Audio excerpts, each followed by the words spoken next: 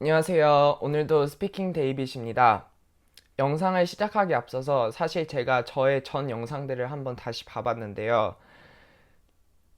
봐보니 좀 자주 버벅거리고 말을 되게 답답하게 했더라고요. 그래서 더 이상 허접한 콘텐츠로 여러분의 시간을 도둑질하는 그런 채널이 되고 싶지 않습니다.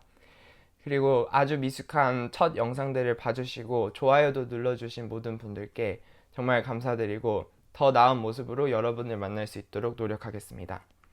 오늘은 이미 제목을 통해 아시겠지만 제게 오랜 시간 고민과 방황의 시간을 선물해준 수치에 대해서 얘기해 보려고 해요. 이 채널을 통해 계속 제 이야기 보따리를 하나씩 풀어볼 계획입니다. 기대해 주세요.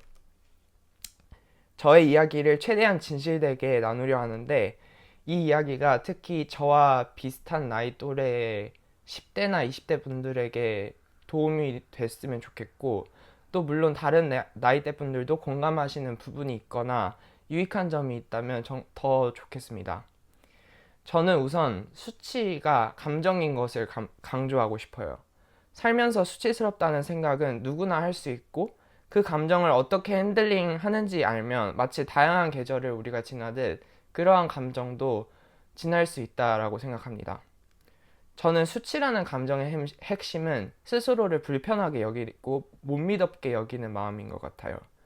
만약 어떤 옷을 싫어하거나 어떤 사람이 싫으면 그 옷을 안 입거나 그 사람을 안 만나면 그만인데, 우리 자신은 우리가 그만 만날 수 없고 계속해서 마주해야 하는 존재잖아요. 저도 저 자신이 자랑스럽지도 사랑스럽지도 느껴지지 않는 시간이 많이 있었어요. 그리고 그 시간을 되돌아보면 남들에게 상처를 받았거나 객관적으로 상황이 어려웠던 시간보다 훨씬 더 괴로웠습니다. 아직까지도 수치가 제 삶에 영향을 줄 때도 있지만 과거와는 확실히 그 영향이 줄었다고 말할 수 있습니다.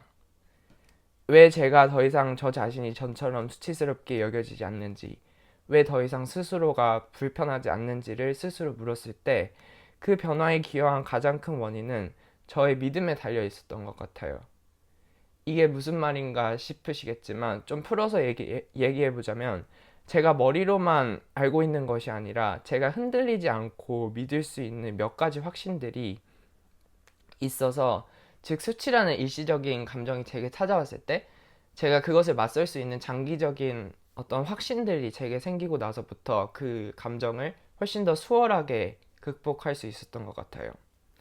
그래서 이러한 믿음 세 가지에 대해서 오늘 말해보고자 합니다. 저의 첫 번째 믿음은 제가 믿는 하나님에 대한 믿음이에요. 저는 비록 모태신앙이었고 하나님과의 인격적인 만남을 어린 시절 가졌음에도 불구하고 하나님이 살아계시다는 건 알겠는데 그분이 실제로 어떤 분인지는 모르겠는 시절이 길었어요.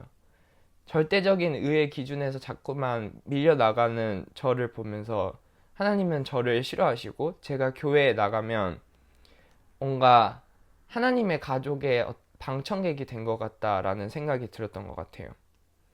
그런 하나님상이 바뀌기 시작했던 것은 제게 하나님이 누구이신지를 드러내는, 하나님을 믿는 존경할 만한 크리스천 어른들이 제 곁에 있는 것이 원인이었습니다.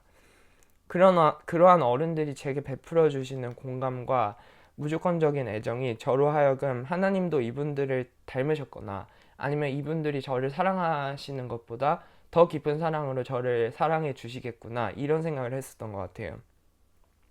또 꾸준히 예배나 기도를 저의 일상에 포함시키면서 하나님에 대해 제가 갖고 있었던 저의 개인적인 부정적인 렌즈가 점점 성경이 얘기하는 하나님이 얼마나 선하시고 얼마나 아름다우시고 얼마나 사랑이 많으신 분인가의 그 모습으로 바뀌어 갔어요. 이 과정이 지나고 하나님에 대해 갖게 된 믿음들을 나누어 보자면, 우선 하나님은 제 곁에 저를 찾는 이들이 많을 때보다 버려진 것 같을 때 더 저를 가까이 두시는 분이신 것 같아요. 또 제가 실수하고 잘못할 때 저를 사랑에 기초하여 바로잡으시되 저의 행위와 그분의 사랑의 온도는 항상 무관하다는 것을 믿게 되었어요. 한마디로 설사 저를 포함한 모두가 저를 수치스럽게 여긴다고 할지라도 저를 자랑스러워하시는 하나님이 계시기에 저는 다시 수치의 진흙탕에서 빠져나올 수 있게 되는 것이죠. 수치를 극복하게 된 두 번째 믿음 혹은 깨달음은 더 나은 버전이 되려는 욕망과 지금 현재의 나를 미워하는 감정은 별개의 것이라는 발견이에요. 저는 자주 이 두 감정이 같다고 생각했어요. 그래서 내가 더 나아져야지 라고 생각할 때마다 현재 제 모습에 대해서는 욕을 하고 깎아내리며 한심하게 여겼어요. 그런데 점점 느끼는 것은 스스로를 깎아내리는 것이 더 나은 사람이 되는 것에 사실은 가장 큰 장애물이라는 사실이에요. 반대로 결함도 많고 실수투성이인 저 자신을 그냥 존재 자체로 받아들일 때 더 나은 사람이 되도록 생각만 할 뿐 아니라 오늘의 삶에서 한 걸음씩 행동으로 옮길 수 있는 그런 마음의 힘이 생기는 것 같아요. 제가 수치와 싸우는 세 번째 비밀 무기를 나누자면 그건 인간에 대한 이해 혹은 호기심인 것 같아요. 저는 소설을 읽거나 영화를 보거나 노래를 듣는 것을 매우 좋아하는데 그 이유는 이러한 예술들은 인간의 가장 낮은 모습이 무엇인지를 보여주거나 암시하거나 아니면 그것에 대한 질문을 던질 수 있도록 도와주는 것 같기 때문이에요.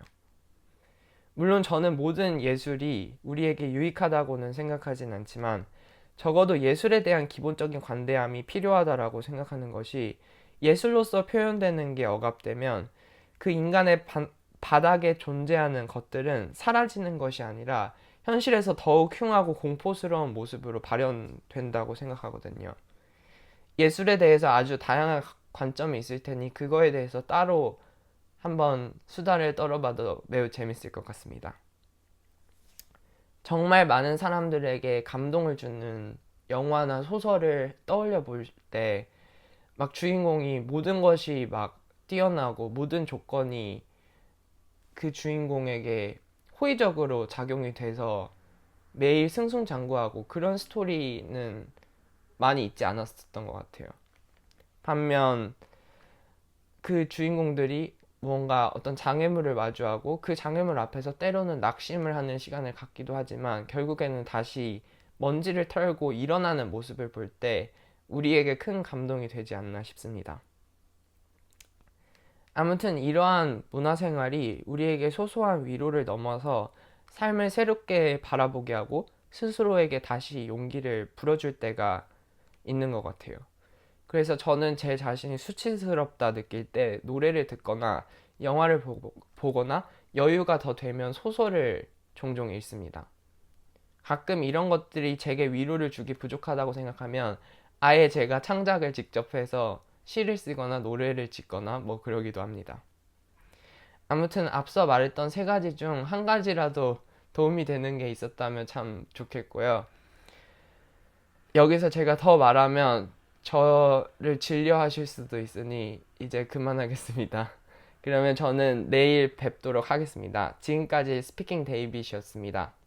그리고 구독, 좋아요, 댓글 꼭 부탁합니다. 감사합니다.